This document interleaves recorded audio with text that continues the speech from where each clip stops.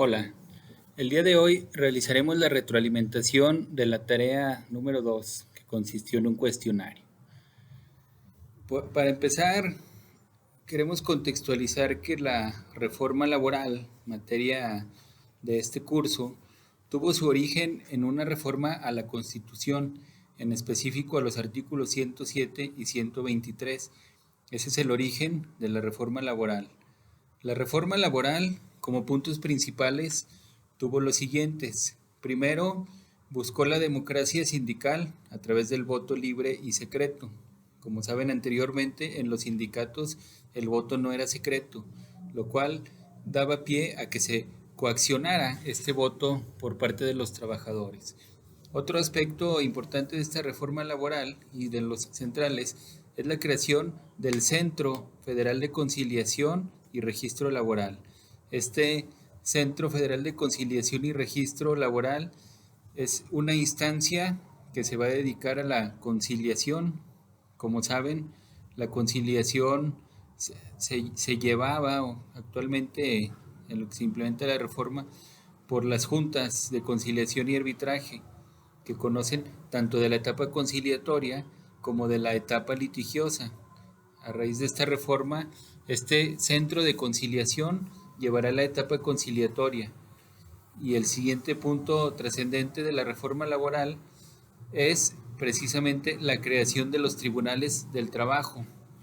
Estos tribunales del trabajo son quienes llevarán la etapa litigiosa en los juicios laborales. Como saben, las juntas de conciliación y arbitraje son un órgano administrativo y estos tribunales ya estamos hablando de un órgano judicial o jurisdiccional, ya dependiente del Poder Judicial, que es quien resolverá los litigios laborales. También tenemos dentro de los puntos que se plantearon en el cuestionario, se estableció qué efectos legales produce registrar a un trabajador con un salario inferior al mínimo. Pues no produce ningún efecto legal, ni afecta los derechos del trabajador. Esta es una adición de la reforma laboral. ¿Y a qué se refiere eso? Pues se refiere a que independientemente del salario con el que esté un trabajador registrado ante el Instituto Mexicano del Seguro Social, si por otros medios probatorios se puede demostrar que ese no era el salario real, entonces este registro no tendrá ninguna validez laboral y el salario en base al cual se integrará la indemnización del trabajador será el salario efectivamente percibido y no con el que haya sido registrado. Por otra parte, se planteó en el cuestionario los requisitos del contrato individual de trabajo. Como sabemos, el contrato individual de trabajo tiene una serie de requisitos que se han venido estableciendo en la ley, como los datos generales del trabajador, si el contrato es por tiempo indefinido, por tiempo definido, por obra determinada, el salario, el horario, etcétera. Sin embargo, un aspecto muy importante de la reforma laboral es que se establece como requisito de los contratos laborales la designación de los beneficiarios por parte del trabajador.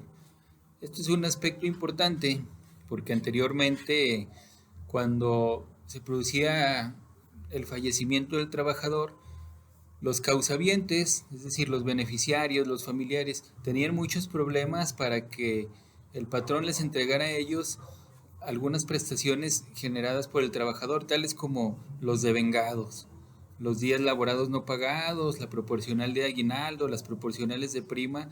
Como ya no se le pueden pagar al trabajador con motivo de su fallecimiento, se le deben entregar a sus beneficiarios, pero esta cláusula o requisito adicional que se impone a los contratos laborales de establecer quiénes serán los beneficiarios ayudará a que sea más fácil identificarlos y pagarles las prestaciones devengadas por parte del trabajador. Respecto a la cuestión de los efectos legales que produce la falta de aviso al trabajador de su despido, es de mencionar que anterior a la reforma laboral, la falta de notificación al trabajador de su despido producía que éste fuera injustificado. Es decir, si un trabajador era despedido y no se le daba aviso por escrito, de manera directa o bien a través de la Junta de Conciliación y Arbitraje, el efecto de esta omisión por parte del patrón era que el despido se consideraba injustificado.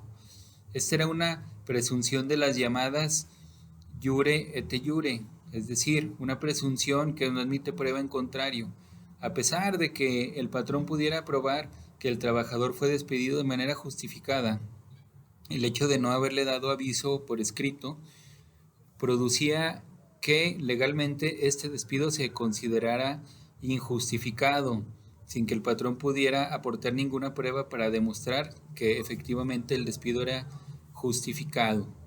A raíz de la reforma laboral, lo que cambia en esta parte es que la presunción se vuelve una presunción juris tantum, es decir, una presunción que admite prueba en contrario. Es decir, la falta de notificación al trabajador de su despido por parte del trabajador presume que el despido fue injustificado. Sin embargo, a raíz de la reforma laboral, el patrón ahora sí tiene la posibilidad de demostrar que ese despido no fue injustificado, sino justificado.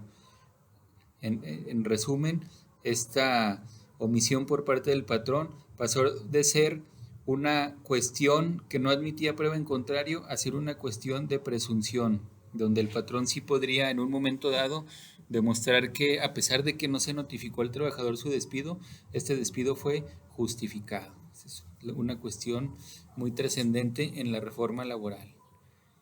En lo que hace a los CFDIs de nómina, también sufrieron una reforma importante a raíz de la reforma laboral motivo de la presente materia, ya que anteriormente se cuestionaba mucho la validez de un CFDI como recibo de nómina, ya que un requisito de los recibos de nómina es que estos estén firmados de manera autógrafa por el trabajador, siendo que los CFDIs muchas veces no se firman por el trabajador, simplemente se le envían a su correo.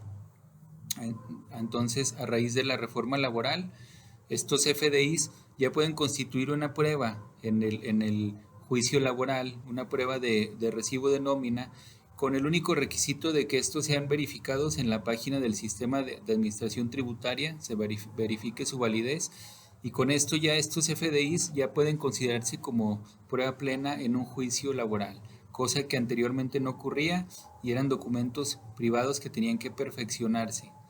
Ahora, mientras estén verificados en la página del sistema de administración tributaria, son un documento que es válido como prueba.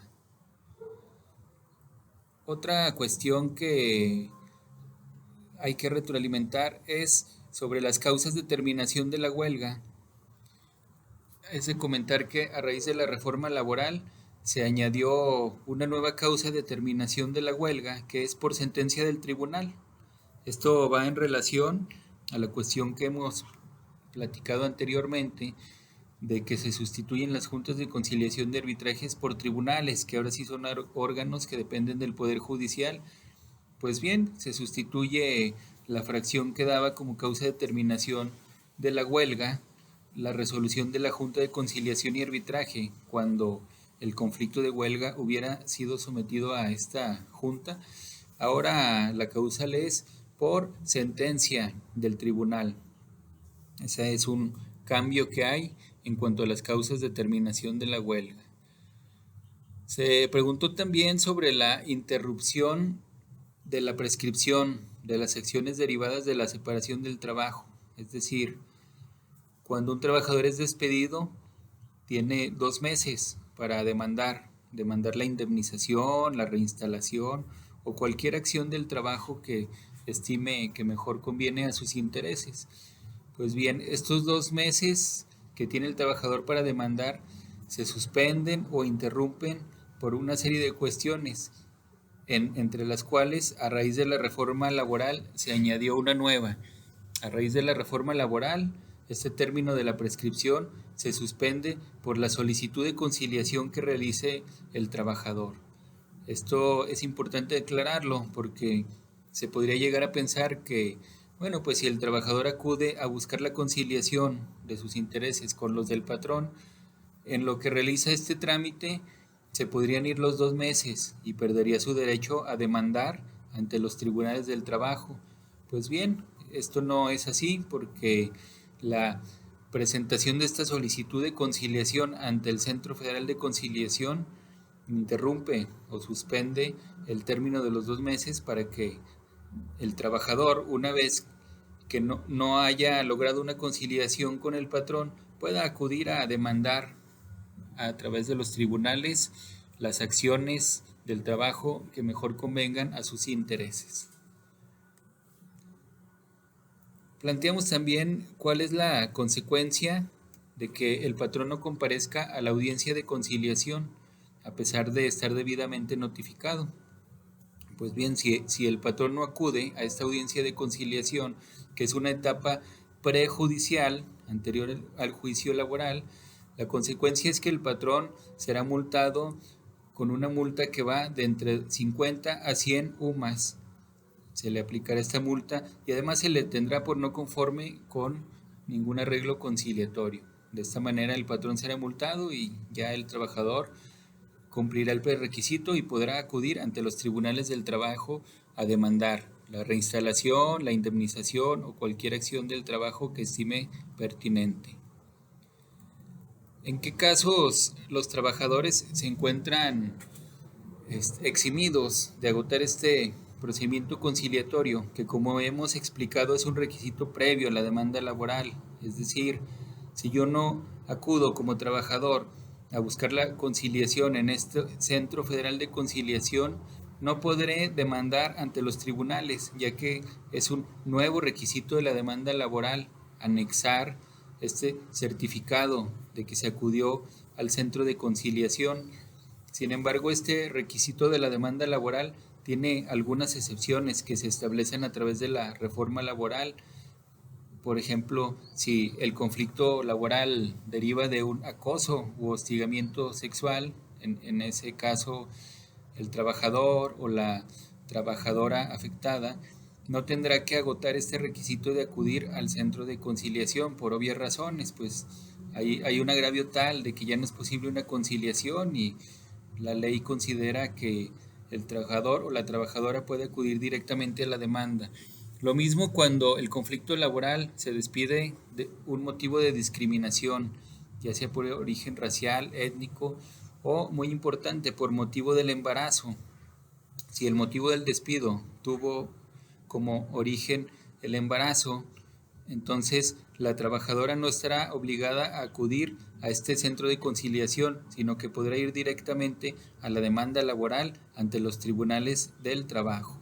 Lo mismo pasa tratándose de trabajadores menores de edad o cuando haya alguna cuestión de trabajo forzado o trata laboral, al igual de asuntos relacionados con las libertades que tienen que ver con las cuestiones sindicales.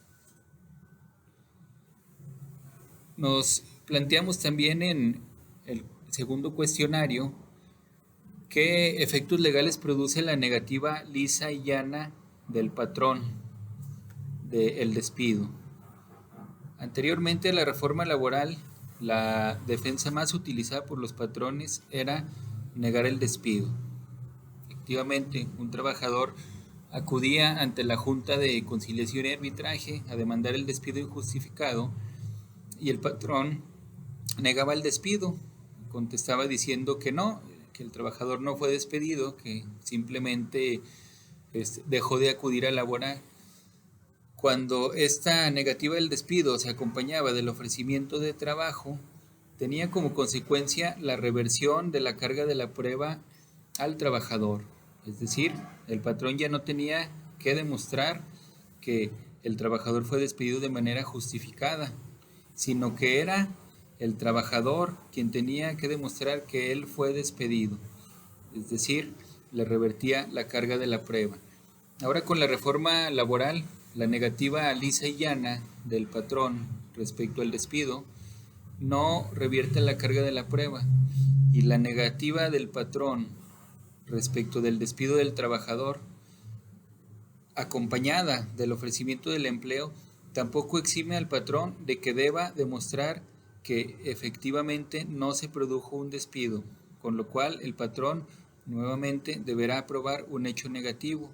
Si yo como trabajador manifiesto que fui despedido y el patrón contesta que él no me despidió, pues bueno, el patrón tendrá que demostrar que efectivamente no me despidió, lo cual es una novedad respecto de la legislación anterior a esta reforma laboral. Asimismo, se establece en esta reforma laboral la obligación de dar de alta al IMSS a los trabajadores domésticos. Anterior a esta reforma, los trabajadores domésticos estaban muy desprotegidos, ya que no había obligación de darlos de alta al IMSS. Se podía realizar el alta de manera voluntaria de sus trabajadores domésticos, pero ahora con la reforma laboral es obligación darlos de alta al IMSS, entran dentro del régimen obligatorio, lo cual es una cuestión muy positiva porque finalmente no dejan de ser trabajadores y el hecho de que no estuviera obligado el patrón a darlos de alta al IMSS atentaba contra sus derechos laborales. También derivado de la reforma laboral, como dijimos, se tiene que acudir al procedimiento conciliatorio ante el Centro Federal de Conciliación, es un requisito de la demanda. Pues bien, este procedimiento conciliatorio establece la reforma laboral que no podrá exceder de 45 días. Esto es muy positivo y esperamos que en la práctica en verdad se respete, porque los tiempos de los juicios laborales hasta antes de la reforma eran realmente muy elevados. Estamos hablando de más de 3 años como mínimo para concluir un juicio laboral. La pura etapa conciliatoria en muchas ocasiones excedía de 1 año, incluso 1 año y medio.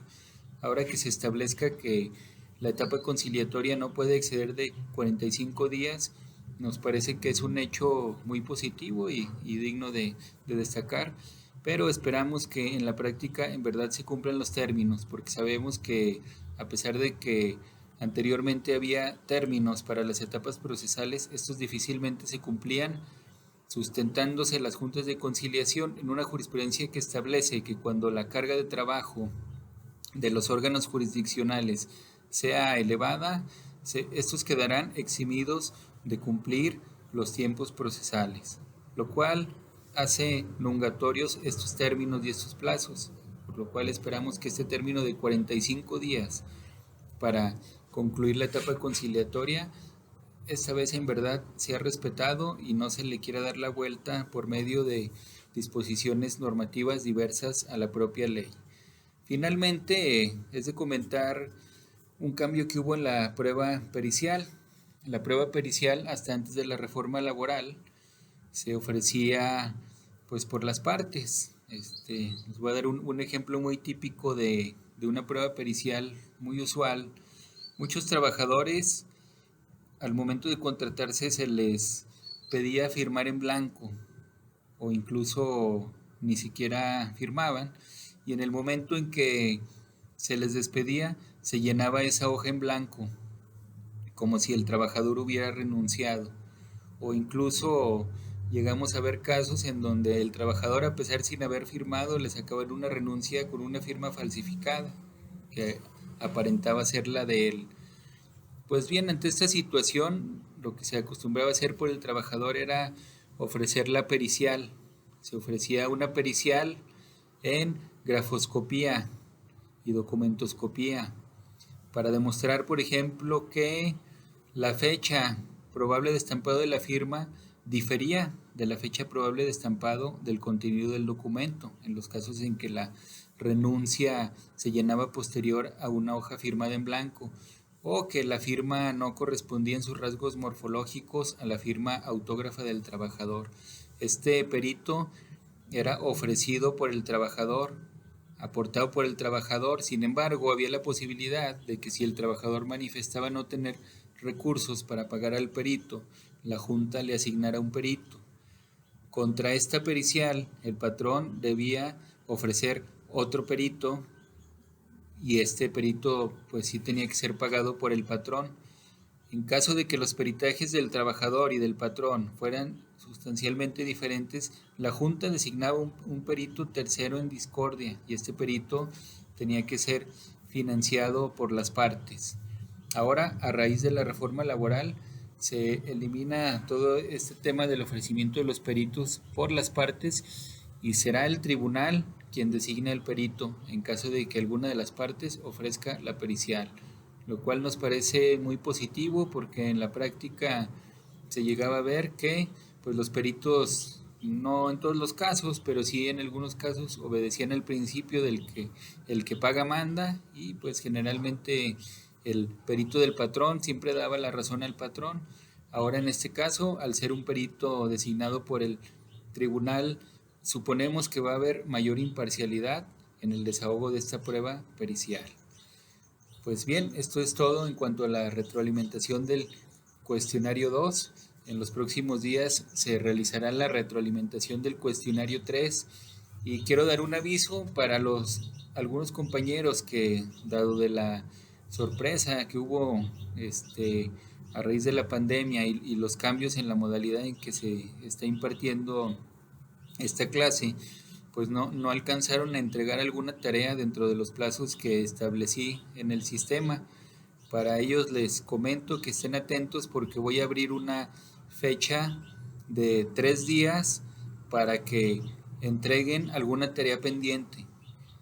Obviamente esta tarea no será ponderada al 100%, sino que será ponderada sobre un porcentaje mayor, sobre un porcentaje máximo de 8. Pero bueno, es una oportunidad que tendrán para subir alguna tarea que por la sorpresa que hubo de esta modalidad no hubieran podido subir al sistema. Entonces ya es cosa de ustedes y responsabilidad de ustedes estar atentos a ahora que abra esta nueva fecha. Voy a subir como si fuera un entregable, pero pues simplemente será para habilitar el sistema a que puedan entregar alguna tarea rezagada, aclarando que no se les evaluará con la ponderación completa, sino con una ponderación menor, pudiendo alcanzar un máximo de 8. De mi parte es todo y que tengan buena tarde.